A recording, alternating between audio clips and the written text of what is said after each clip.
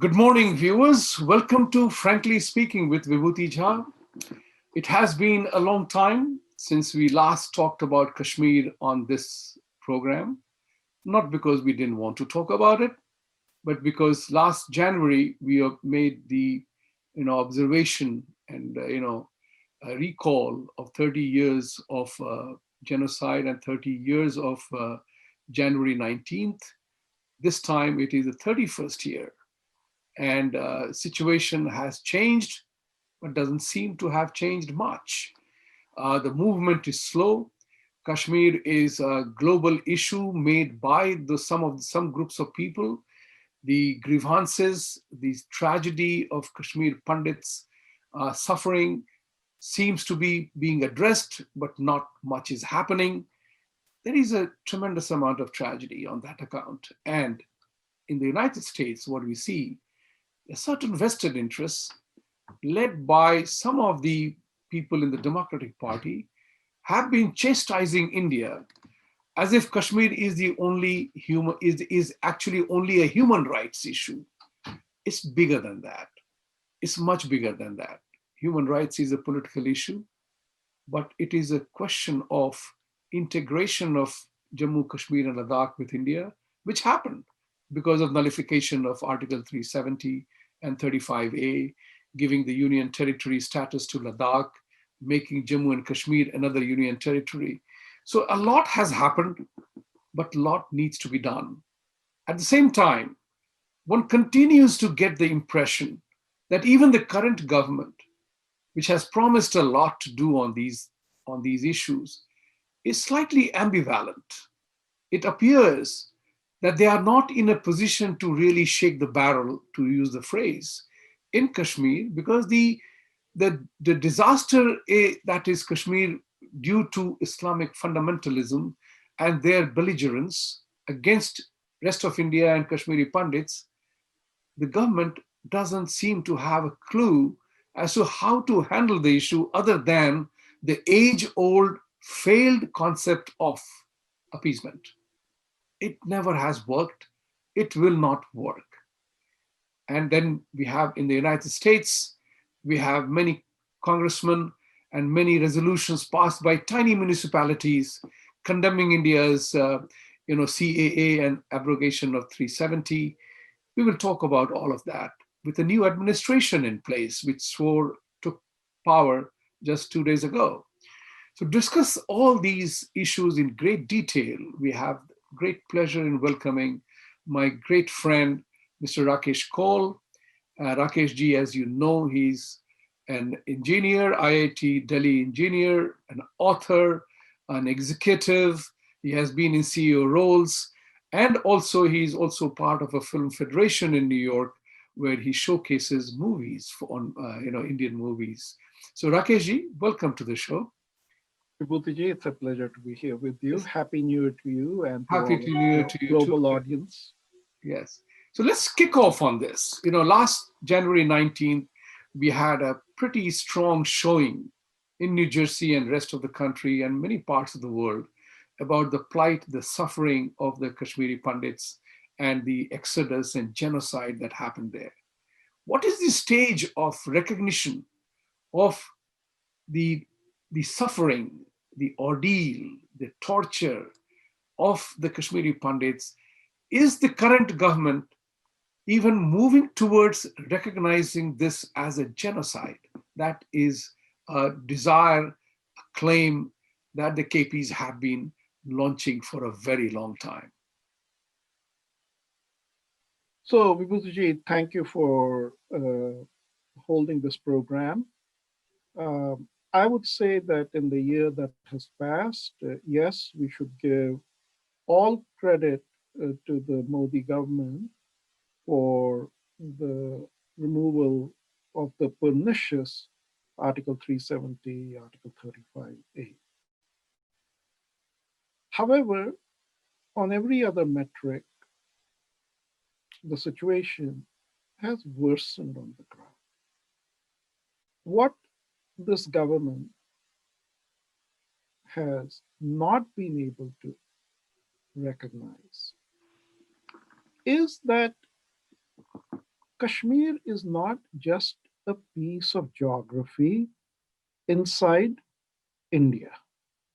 What value is this piece of geography if, for all practical purposes, it is Pakistan? And therefore, in the last 1 year, when one looks at the civilizational aspect of Kashmir, its civilizational connectivity with India, that attrition, that erosion continues to happen every day, every hour. The Pakistani proxy termites continue that onslaught without any ceasefire. There is no ceasefire inside Kashmir, just as there's no ceasefire on the border. People talk about the ceasefire violations on the border. They don't talk about the ceasefire violations inside Kashmir against its civilizational ethos and integrity. So, in the middle of December, an Arya Samaj Mandir was burned down to the ground. It has a very sordid history, but without getting into the details, there are 1,400 Kashmiri Hindu temples. There was a temple, there was a dharamshala, there was a shamshan bhumi in every village. So they were scattered in 646 locations. In the bigger villages, in the main town, more than one temple. These temples, these symbols of our culture, have been the focus of desecration, destruction, and complete takeover. And not one finger has been moved as to how do we protect these cultural assets. It's not one temple in Ayodhya only that we should put our attention to. We should see what is happening to the temples in Kashmir. And why is that important? Vibhuti, when you look at Indian civilization, what is the one claim Indian civilization makes? The only claim Indian civilization makes is it's the Vishwa, it's the land where the Vishwa gurus of humanity were born. Because only in India were the principles of coexistence developed. Everywhere else, the principles of exclusivism were developed. Exclusivism was the norm. When you look at the Vishwa Gurus of India, to a considerable degree, the Vishwa Gurus came from Kashmir. When you think of our Sanskriti civilization, Panini, you do International Yoga Day of United Nations, Patanjali. When you look at our health, Charaka and Sushruta, Kashmir. Vibhuti, I will submit this to you. When you want to do darshan of Sardar Vallabhbhai Patel, the man who created unified India, you expect that you will go to Gujarat to do darshan of him. But Indian civilization has complete amnesia that if you want to do darshan of Patanjali, of Panini, of all these great savants that the rest of the world now looks up to, you can't go do darshan of them in Kashmir. This realization is missing completely. This consciousness, this responsibility of the current administration, that the idea of India and the idea of Kashmir are synonymous. So forget the injustice to Kashmiri Pandits and their suffering. It is an injustice to the idea of India. And it is here that the current administration, because you have to look to the current administration, you can't look to the past. It is here the current administration is completely MIA. Let me stop That's here. a pretty scathing lamentation on the state of affairs, and I agree with you. I'm of the same mindset because we have both worked in the corporate world, and we always say that you identify a problem, you attend to the problem, you solve the problem. So there has been, by this government, as you rightly mentioned, the nullification of 370 and 35 was something which Farooq Abdullah and Oasis challenged Modi that it will not be done in 100 years. It was accomplished. Now, one thing which definitely worries me, and I'm particularly intrigued by the use of word that you said, current administration. You didn't say current government. That leads me to another understanding because you are an author, you have written books on Kashmir. It may be fiction, but it's all about the inside story. It is not a work of fiction. It is a non-fiction or a fiction which is a non-fiction in more ways than one. I have read one of your books and learned a lot. As the saying goes, you learn a lot by the insight that you gave. So my thing is there something wrong with the Hindu DNA that we are not able to advance our own cause? Particularly, I believe that in the current atmosphere, uh, you know, Sanatan Dharma, our practices, our polity, that is so well accepted, so well relevant to the world around us, we are not able to talk about it. So think about it from that way, that why is the bureaucracy? Is the bureaucracy the problem? Or is it the will of the government? Or is it our own failure that hoping that appeasement just might work, nullifying or subscribing to Einstein's theory that you keep repeating the same thing, hoping for a different outcome? Where does the problem lie? And that's the important part for us to talk about today. I would like to spend some time on it and hear your thoughts.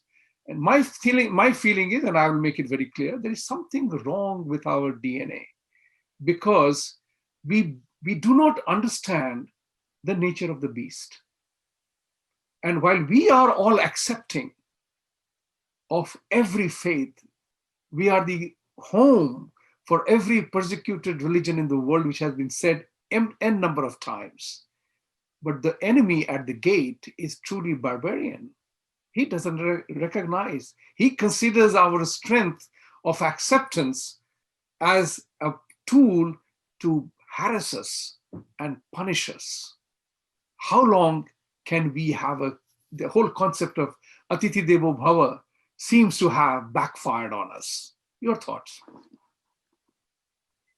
Yes. So uh, let me first say this that there's no question that over the last 70 years, Kashmir has been the playground of foolish geopolitical experimentation on the part of those who were responsible for it. And in the Valley of Kashmir, there was a standard slogan, as there were many other slogans. It pays to oppose the government of India. When you look at the last 70 years and you look at, forget the Kashmiri Pandits, I keep coming back to that line. Look at the Kashmiri Muslim nationalists. And if you do an analysis and you put the Kashmir Muslim nationalists on one side, and you put the Shariat Islamist brigade on the other side, the Shariat Islamist brigade are rulers of the Kingdom of Kashmir. They have become phenomenally wealthy. Their children are getting educated in all of the great universities of the world. Many of them are also now uh, becoming the understudy of politicians in UK, in Europe, in the US, and are penetrating the corridors of power. Look at the Kashmiri Muslim nationalists. Look at their sad, sad fate. And so Kashmir, as I said, has been the playground of foolish experimentation. And it is not without reason Mm. that Pakistan took advantage, and now China has taken advantage. Right. Kudos to the Modi government, and I salute the Indian Army, which repeatedly, with its own blood and sacrifices, has saved Kashmir. But at the end of the day, there has not been clarity about a simple fact of life, that what drives behavior is incentives. And what incentives you should have are what is going to be the outcome. If you don't create incentives where the good guys win, but instead you have incentives where the bad guys win, where the Hurriyat gets 100 crores just for security. Until recently, they modified that. When you have bad incentives, you'll have bad outcomes. When you create good incentives, you'll have good outcomes. And good incentives means that if you are an Indian in your mind, in your heart, doesn't matter whether you're a Hindu or a Muslim in Kashmir, you should feel you're going to succeed, and you should feel that the full weight and might of this nation is behind you. And that's what's lacking. That's the framework I want to create with you. And this lack of understanding, that let us stand behind the behaviors we want to see happen. Now, within this framework, the Kashmiri Pandits were a model community. They were Indians to the core, they were Hindus, they believed in their civilization, they believed in their history, they were 100% peaceful. They educated everybody because they believed in the pathway of learning, of beauty, of art, of drama. And what did the Indian nation do? They abandoned them. And in the process of abandoning them, they said, here is the final insult. We'll call you migrant. This government can write one sentence. We hereby declare the Kashmiri Pandits as internally displaced persons. One sentence. And that becomes the beginning. The second thing they can do is they can say, we recognize injustice has been done. We'll create a special tribunal that can investigate and find out what happened here. Third thing they can do is they can say, we want to preserve the cultural diversity of Kashmir, so we will pass a temple and shrine bill. Kashmir is the only state that doesn't have that. It has a Gurdwara bill. It has a bill for the Muslims. It doesn't have a bill for the Hindu shrines.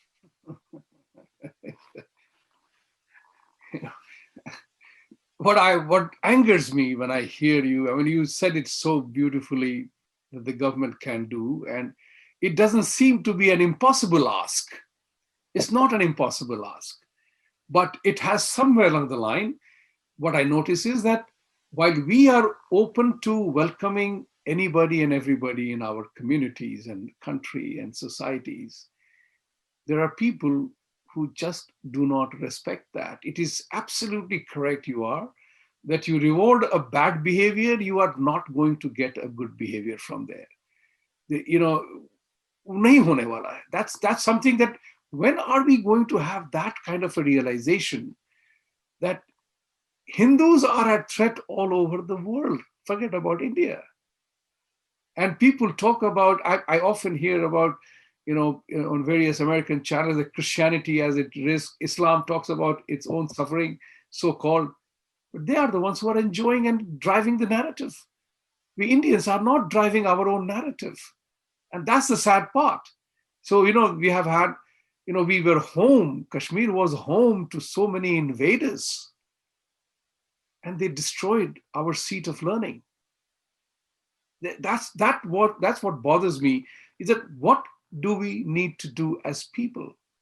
And Biden is going, we'll talk about Biden administration coming in, but it has a ramification for us. This current government has a ramification, and the US government will have an impact. The question is, are we going to withstand it? Because geopolitically, you said a very powerful word, that idiocy of geopoliticization of that region. I somewhere along the line have come to the conclusion, I'm not happy about that conclusion, that Nehru misled the country and the KPs. I mean, I don't know who gave him the title of Pandit, just as I do not know Mohandas Karamchand Gandhi became a Mahatma, but those are matters of whatever. But I think Nehru really made a mess of Kashmir, and he misled the country and the Kashmiri Pandits, while you continue to believe that wo to apna banda hai, hame nuksan nahi karega. But each and every act of his ended up hurting Kashmir and Kashmiri Pandits. I mean, I have used a strong word. What kind of an idiot stops his armed forces from taking over the land when they were winning? What kind of a mindset did he have, that he made a domestic issue of an invasion by a neighboring country unofficial, irregular? People who said he made it an official thing by referring to United Nations, handing over to the same colonial empires who were ruling us. What did we expect them to do for us? How difficult it has become to nullify that. And I think Mr. Modi deserves the credit. And I totally understand what you're saying. He could have done more, and he can do more. The current government has 4 more years to go. And I'm pretty sure that the baby steps are being taken to industrialize Ladakh or whatever. I do not know how much investment has gone in. A lot of talk was happening. So the question again back to here is that this 1 year, I know the awareness about Kashmir problem has become global. And I'm very glad that at least Indians know more about it than they knew before. So that's a very positive thing to happen. The abrogation of 370, nullification of 370-35A has been greeted by everybody. But explain to me one more thing. What's wrong with us NRIs? That the Indian politicians in the American setup, they are raising the human rights violation in Kashmir as if the Muslim rights have been insulted or have been trampled upon. How do you explain the stupidity of resolutions passed in tiny municipalities here, you know, challenging the Indian, abrogation of 370 and bringing about CAA to protect minority rights? How is there any recognition of this fact by Indians, NRIs in USA who are Democrats? What are they doing about it? There's a very important transition to be made, because Kamala Harris, the vice president, and President Biden are virtually, pandering to the Kashmiri agenda or Indian agenda through the eyes of the Pakistan narrative. How does this shape up? So let's talk about that. So I think the way I would look at the situation today, a good precursor of that is the UK. In UK, you have a very vocal Pakistani vote bank lobby The ISI has put a lot of money shamelessly, and they will periodically do things to embarrass, harass the Indian consulates, the Indian representatives. They will have, in their case, the Labour Party introduce all kinds of uh, bills in the UK Parliament that seek to embarrass India. And I suspect we're going to see some of that now happen in the US too. But at the end of the day, the government in power in UK has always dismissed all of that nonsense. And I expect that this government too, at the end of the day, will let the noise go on because that's part of their extreme left Islamist constituency. But I really don't think at the end of the day they will let that overrule what is in America's best interest. The best thing America has got going on right now on the global stage is India. Let me just put it directly and Mm-hmm. firmly.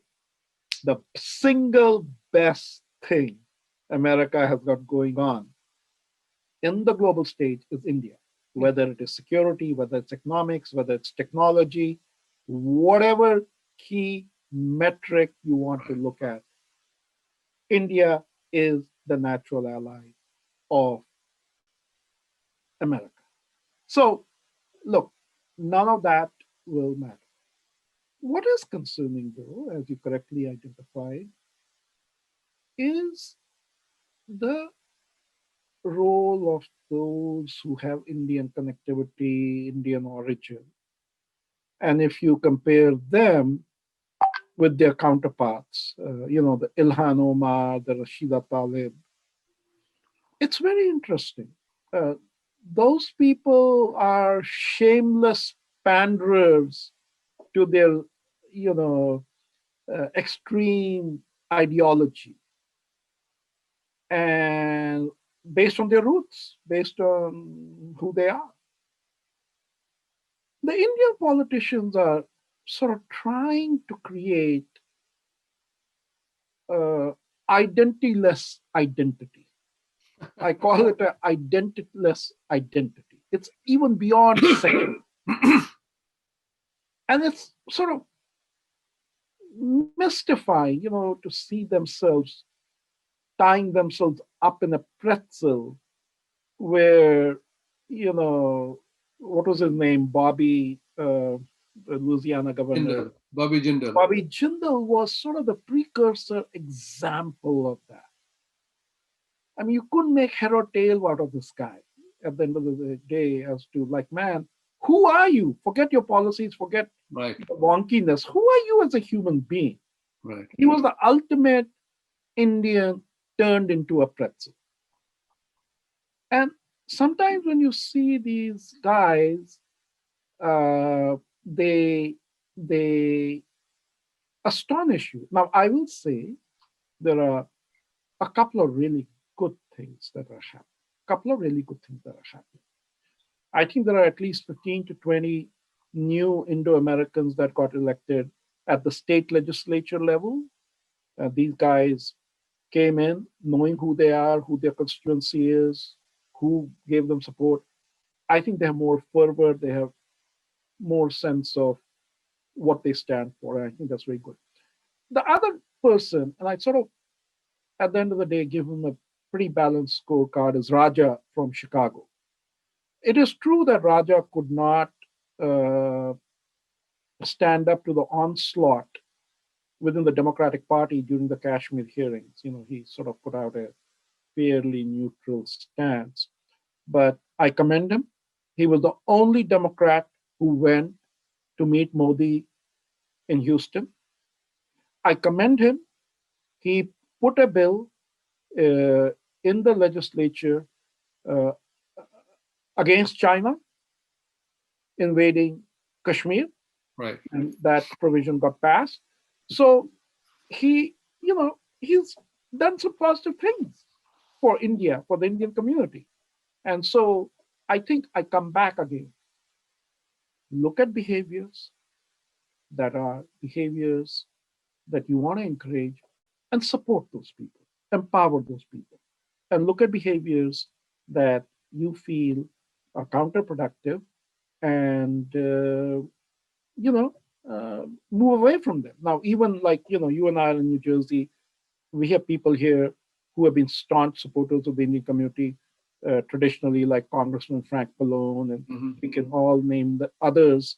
And we just have to outreach to them. We have friends within the Democratic Party. So I think we need to reach out to them, and we need to isolate these extremists and not let their voice be the only one that holds the sway. Right. And we can prevail, but we have to work on it. But there is a beautiful word which one of the gentlemen, Rajiv Malhotra, uses, Purva Paksh. Yeah, Uh, you know, we need to go back to that kind of an analysis. I define in the modern language is you got to understand the nature of the beast. yeah. It's very important. Like a very, very simple example is that if you are confronted with, have to deal with a bear, climbing the tree is not an option. Yeah. But if it is a lion, it is a definite option. So the question here is that how do we deal with the nature of the beast that is against India, Hindu philosophy, and how does one confront that? I sometimes feel I've noticed this, having both of us have lived abroad for a long number of years in America. We have worked here, and I find that Indians become least helpful to fellow Indians because we want to show that we are balanced and we are not pro India. Then we end up being anti India because we support anti India elements within, because we want to seem to be equidistant. That is not the story of other people.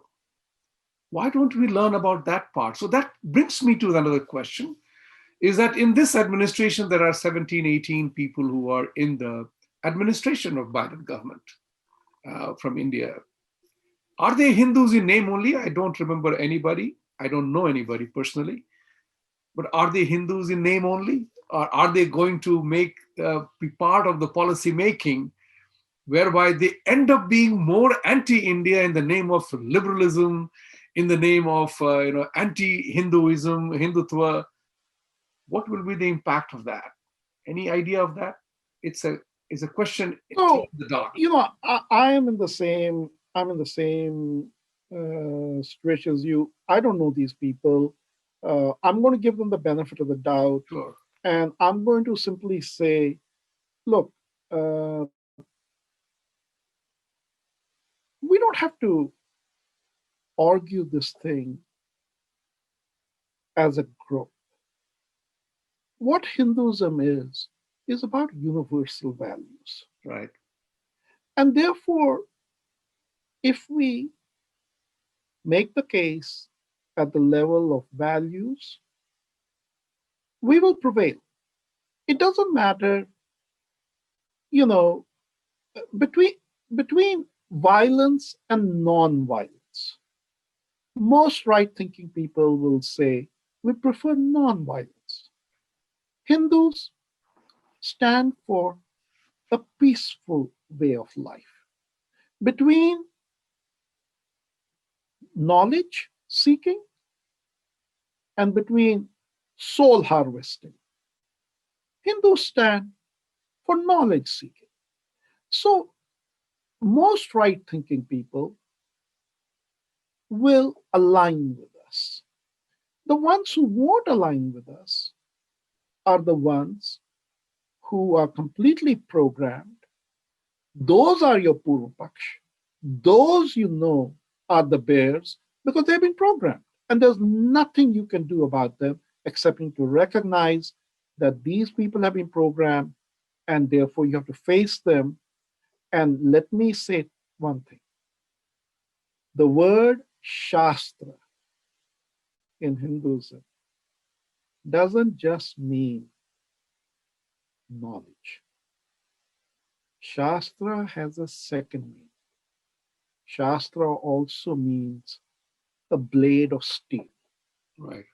So, you know, if you're in a fight, then Rakeshji, our scriptures are full of such examples. Ram had to take weapons in his hand to save the honor of his country, his wife, his family, and everything else. Mahabharata is full of stories. Whenever dharma is threatened, you have to rise. You can't lay low if your dharma is threatened. So we have the Shastra and the Shastra both together. But somewhere along the line, we became pacifists and pacifiers.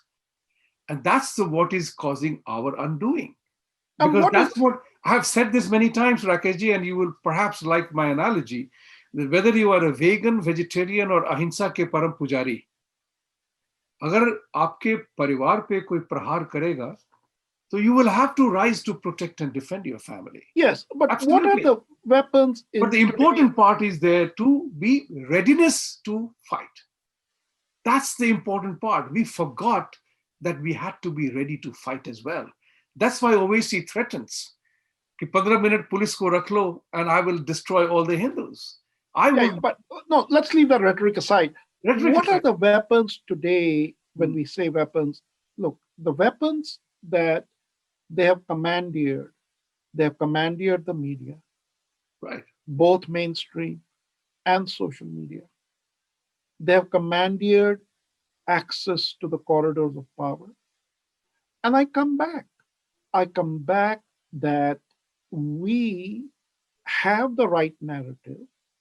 We have to present it. We can't simply say that, look, as long as I'm an IT engineer or as long as I'm a doctor, I'm serving society because that's a model. I'm serving society. I work hard and I come home and I lead a peaceful life. That's necessary, but it's not sufficient because you want to make sure that the values you stand for are also the values that prevail. And it's in that narrative that I think we've been lacking. And I don't think we have outreach. I don't think our voice gets heard in the media. And it's really sad when you see, for example, New York Times write articles that you know are blatant, blatant misrepresentation. And I'll give you a perfect example. The last article on Kashmir that came out in the New York Times for 2 weeks ago went to Kashmir. This journalist from New York Times went to Kashmir, and basically it was just one interview after another interview of some local houseboat owners and others cursing Modi, and they were cursing Modi because there were no tourists in Kashmir. Okay, you could read that whole article, and basically you'd walk away saying, "My God, these locals, they really hate India. They really hate Modi." Do you know in this whole article, there was not once a mention that there is something called Corona happening, that nobody is traveling, that no spot on earth has tourists coming to Rakeshji, it? and that's exactly the point which I'm trying to say. Rhetorics aside, but the rhetoric is often said. And therefore, I would have, if I was in Hyderabad and I was, I would have taken at least 100,000 people, stood in front of Owaisi's house and said, bring it on. The question is that there are times when you have to confront the evil, not with evil, but your strength of what you know. What good is our wisdom and knowledge if it doesn't protect us? If the barbarian is at the gate, I can't give him sugar and honey and garland him to not to do what he has come to do. The question is that sometimes we have to arise. And that's the point which I'm trying to say here is that how long, I mean, you use the word coronavirus, is my favorite theme. This is the time for Hindus and Indians to carry the message of Sanatan practices, the universal nature of the life.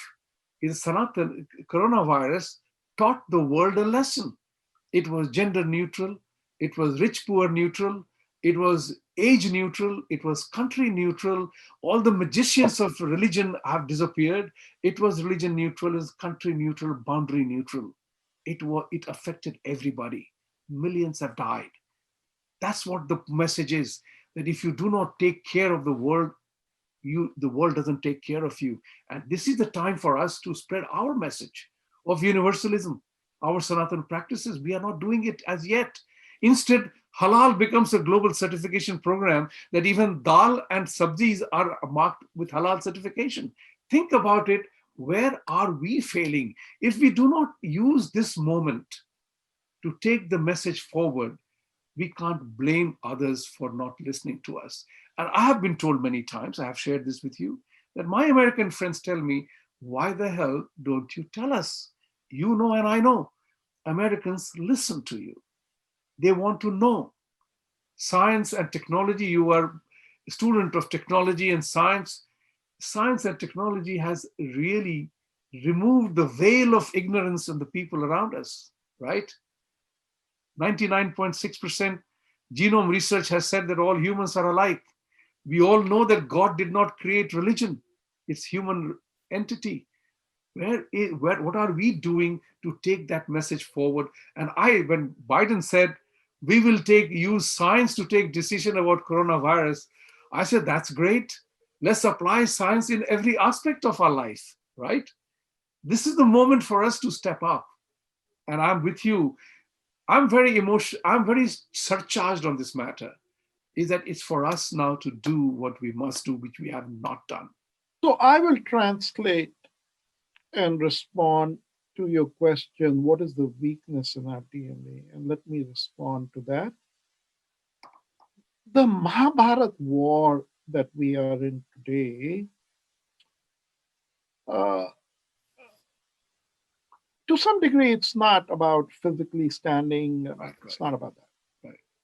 The fundamental weakness in our DNA, Vibhuti Ji, and this may be the first time you hear somebody saying this, is we have not understood the nature of the war.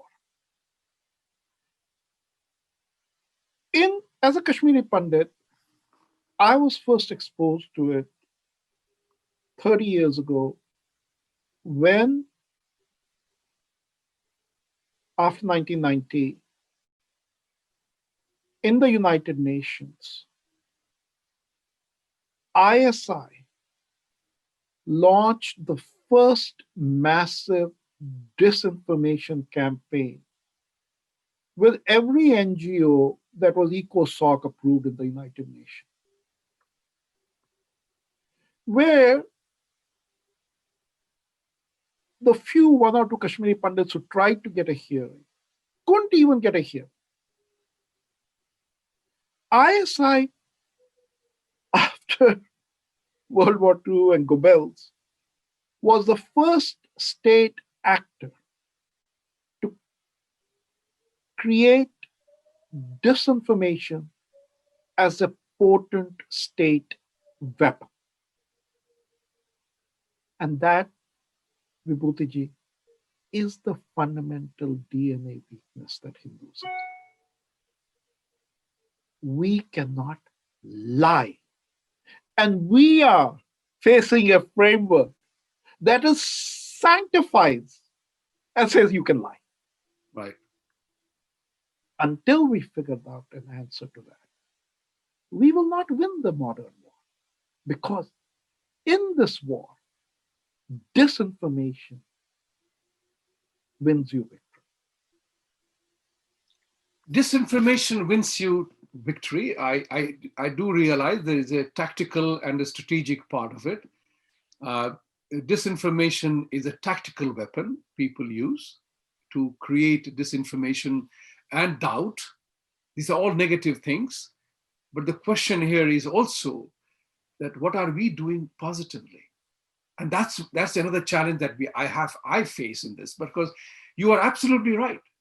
Disinformation is the key. Because I brought the message of liberalization to India. That was not based on disinformation. That was a positive message that led to creation of that environment, right? So you and I are totally aware of that. We didn't lie about it. We didn't have to lie about it.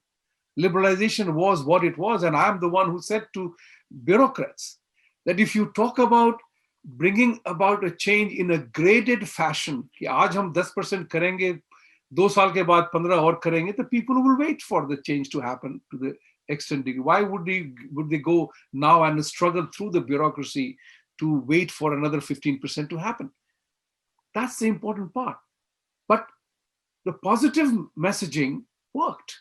I'm myself an example of that. I did that. However, in a war scenario, disinformation works. And that's where we are not able to. I totally agree with you that we do not know how to confront evil. I'll give you, yes, Although Mahabharata and Ramayana taught us how to deal with evil. I'll give you a very good example. Sure. Today, if you go to an average American and say to them, you do the Johnny Carson test. You say, I'm going to say a word, and you tell me the first word that comes to mind. Okay? Yeah.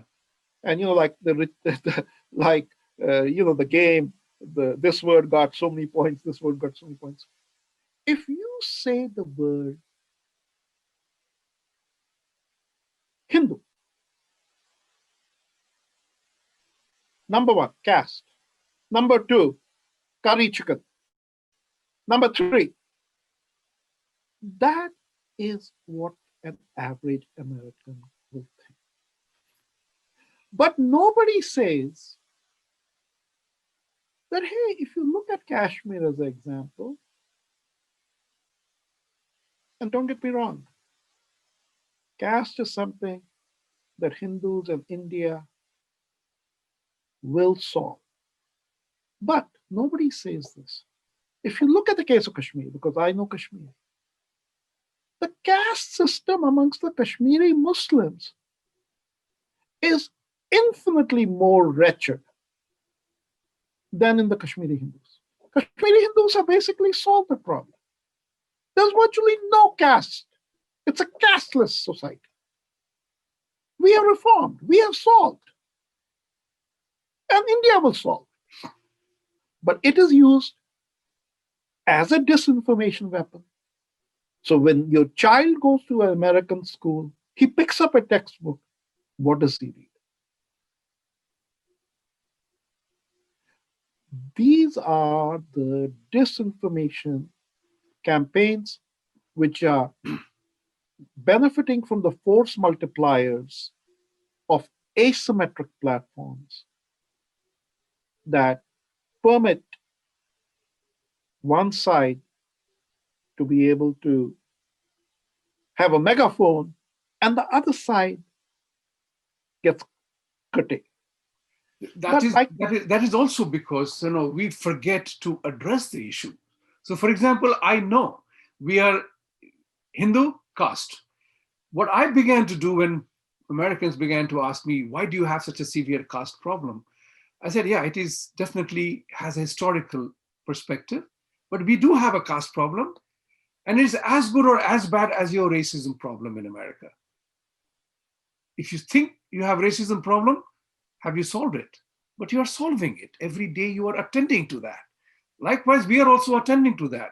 So don't make us look like a villain about as if we installed caste practice, because we already had Varna system.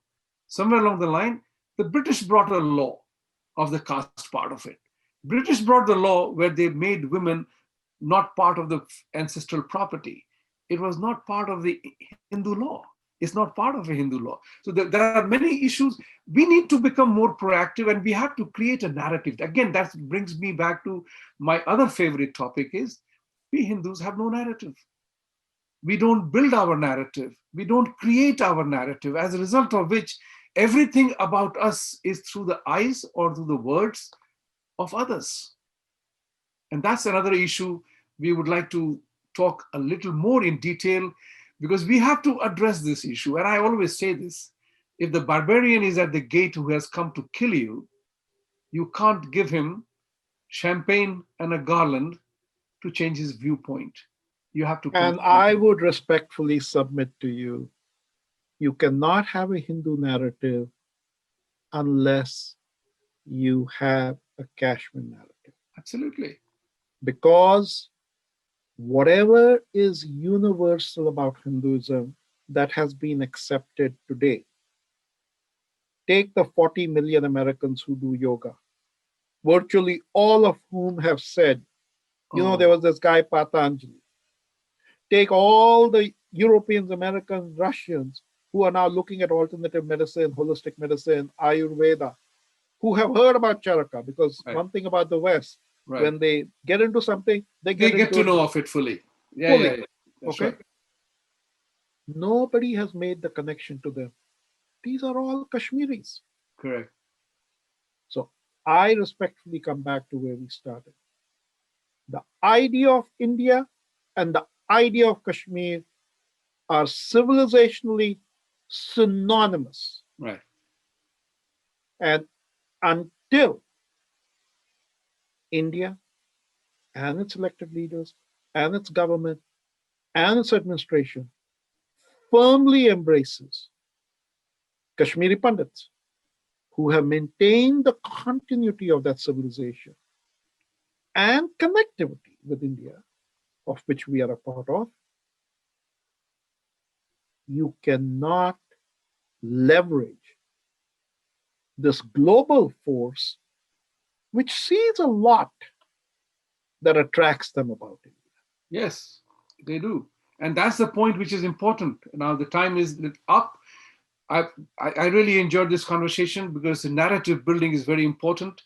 I hope the viewers have enjoyed and you have food for thought that we have to create our narrative, our story, and our realities and our truth. And it is indeed sad that the seat of learning, the Sharda Peeth, Kashmir, has so much to, it's the head of India. If you look at the map of India, it's a beautiful head up there. I can't imagine India without with the head chopped off for any reason. We have to fight and we have to protect and defend who we are. And to that end, we have to again acknowledge the reality that the enemy came to destroy our head. It partially succeeded.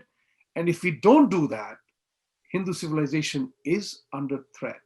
Civilizations disappear, histories disappear, people have not existed, we have survived most of it.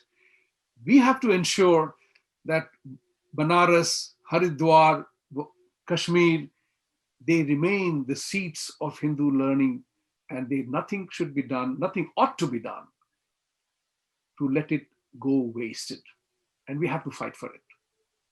And united, we will. With these words, thank you very much for joining us today. Thank you, Rakesh ji. Wonderful to have you always. And let's kind of build on this narrative conversation. Let's have more conversations of this kind so that people can become aware of it. Thank you. Have a great weekend and see Thank you you. again. Namaste.